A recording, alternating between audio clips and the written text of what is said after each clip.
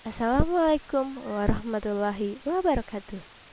Halo, good morning. How are you today? Oke, baik anak-anak hebat. Bertemu lagi dengan Miss Septi. Pada kesempatan kali ini kita akan belajar tematik di buku 3B di subtema 3, yaitu menyayangi tumbuhan. Baik anak-anak hebat, sebelum kita mulai pembelajarannya, mari kita membaca doa sebelum belajar terlebih dahulu. Bismillahirrahmanirrahim. Rabbi zidni ilman warzuqni fahman. Ya Allah, enrich me knowledge and good comprehension. Amin. Sekarang silahkan perhatikan penjelasan dari Miss berikut ini.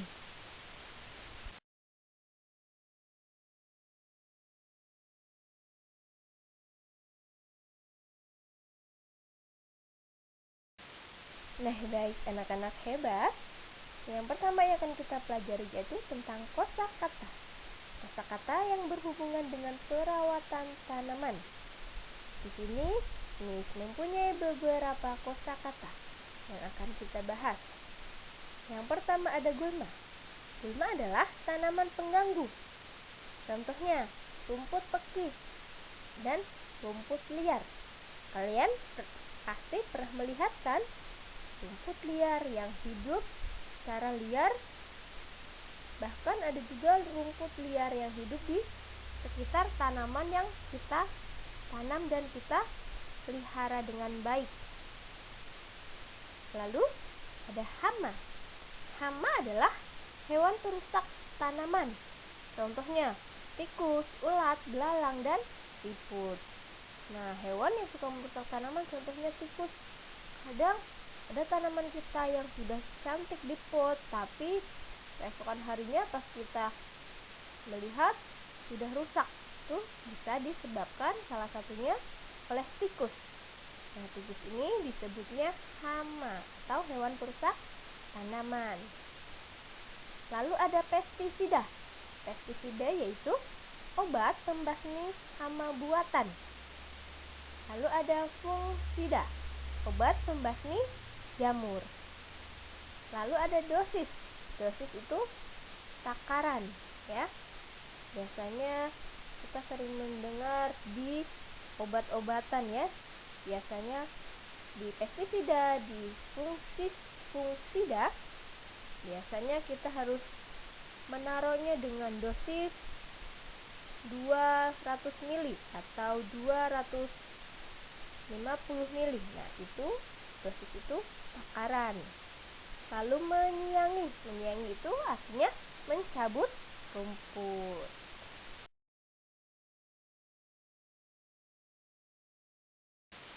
Selanjutnya yang akan kita bahas anak-anak hebat yaitu tentang wawancara. Kalian pasti pernah mendengar ya apa itu wawancara?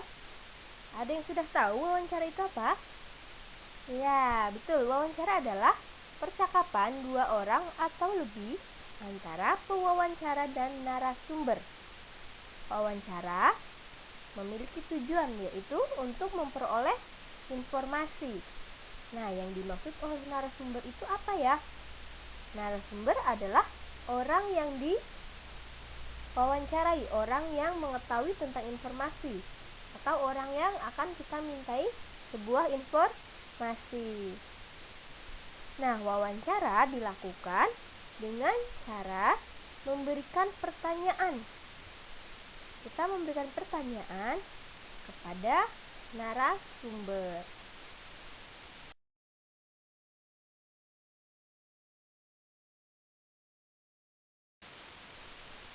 Baik anak-anak hebat, tadi kita sudah tahu apa itu wawancara.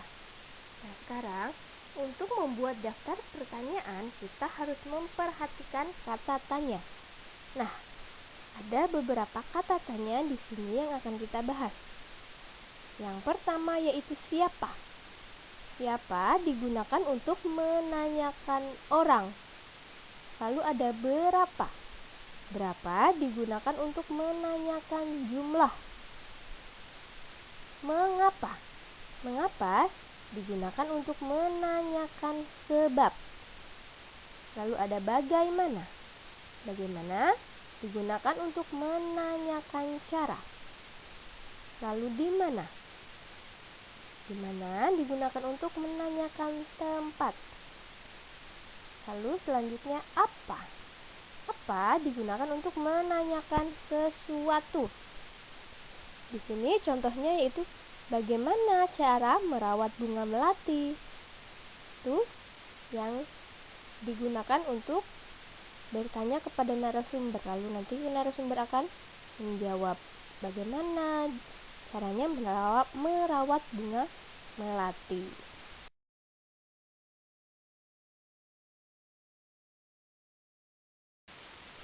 Di sini kita juga akan belajar untuk SDDP-nya yaitu tentang gambar dekoratif. Apa yang dimaksud dengan gambar dekoratif?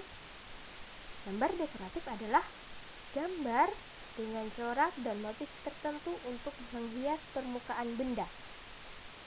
Yang perlu diperhatikan dalam menggambar dekoratif adalah yang pertama titik, garis, bidang, motif, dan warna. Motif hias pada gambar dekoratif adalah bentuk dasar hiasan yang biasanya menjadi pola berulang. Motif hias ini biasanya ada pada permukaan benda seperti kain batik, kain tenun, ukiran kayu, dinding, dan lain sebagainya. Nah, di bawah ini ada gambar bunga. Nah, ini salah satu contoh gambar dekoratif. Masih banyak lagi gambar-gambar dekoratif yang bisa kalian cari sendiri ya.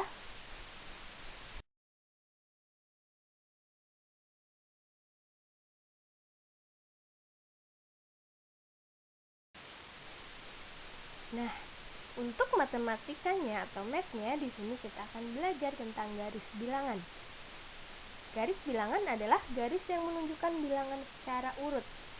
Di sini Miss mempunyai contoh garis bilangan dari angka 0 sampai angka 12. Ini juga ada yang di garis warna biru 2. Yang pertama warna birunya yang pendek, dia digaris dari angka 0 sampai angka 4. Nah, lalu yang garis kedua dari angka 4 sampai angka 11. Nah, bagaimana ya Miss cara membaca garis bilangan? Nah, membaca garis bilangan yang tadi Miss sudah sampaikan, yang berwarna biru dari 0 sampai 4, itu kita baca dari angka 0 sampai 4. Berarti itu adalah ada 4 bilangan. Kita hitung dari 1, 2, 3, dan 4. Lalu yang garis kedua warna biru dari 4 ke 11. Kita hitung dari 4 ke 5 sampai ke 11. 1, 2, 3, 4, 5, 6, 7. Ada 7. Nah, sekarang kita gabungkan. Yang tadi ada 4 dan yang satu tadi ada 7. Berarti 4 ditambah 7 sama dengan berapa? Kita hitung dari awal sampai akhir menunjukkan angka 11. Jadi 4 ditambah 7 sama dengan 11.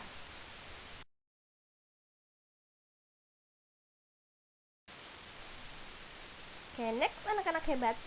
Kita akan belajar di sini untuk PKN-nya yaitu tentang hak dan kewajiban. Kalian pasti tahu yang dimaksud hak dan kewajiban.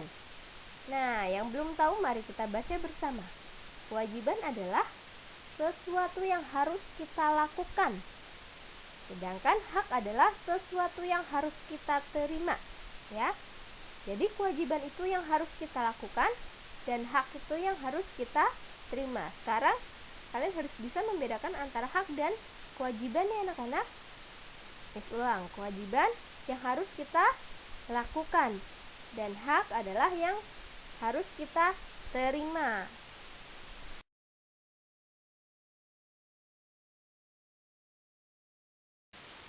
Setiap anggota keluarga mempunyai hak dan kewajiban sesuai peran masing-masing. Ayah berperan sebagai kepala keluarga, Ibu berperan sebagai pendamping kepala keluarga, anak berperan sebagai anggota keluarga. Kewajiban ayah bertanggung jawab untuk mencari nafkah. Ayah juga yang melindungi keluarga. Ibu membantu ayah mengurus semua keperluan keluarga. Tugas ibu diantaranya adalah menyiapkan makanan untuk keluarga serta mengatur rumah agar tetap bersih dan nyaman. Ada juga ibu yang bekerja untuk membantu ayah mencari nafkah. Nah, selanjutnya kewajiban anak-anak yaitu belajar dan membantu melakukan pekerjaan rumah tangga. Tugas yang dapat dilakukan anak-anak yaitu merapikan mainan setelah digunakan. Anak-anak juga dapat membantu dalam hal lainnya seperti menyapu, mengepel, menyiram tanaman, merawat tanaman, membersihkan rumah, mencuci piring, dan lain sebagainya. Jangan lupa kalian sebagai anak-anak yang hebat, kalian harus rajin membantu orang tua kalian di rumah. Selanjutnya, selain memiliki kewajiban, seluruh anggota keluarga juga memiliki hak. Contoh hak ayah dan ibu yaitu dihormati dan disayangi anak-anak. Anak-anak juga memiliki hak untuk disayangi orang tuanya dan dicukupi semua kebutuhannya. Menjaga keseimbangan hak dan kewajiban merupakan pengalaman Pancasila, yaitu sila keadilan sosial bagi seluruh rakyat Indonesia. Sila kelima dari Pancasila.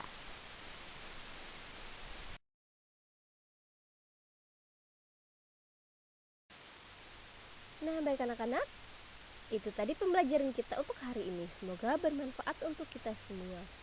Untuk menutup pembelajaran kita kali ini, mari kita membaca hamdalah bersama. Alhamdulillahirabbil alamin. Kurang lebihnya mohon maaf. Sampai ketemu di pembelajaran selanjutnya. Sekian. Wassalamualaikum warahmatullahi wabarakatuh.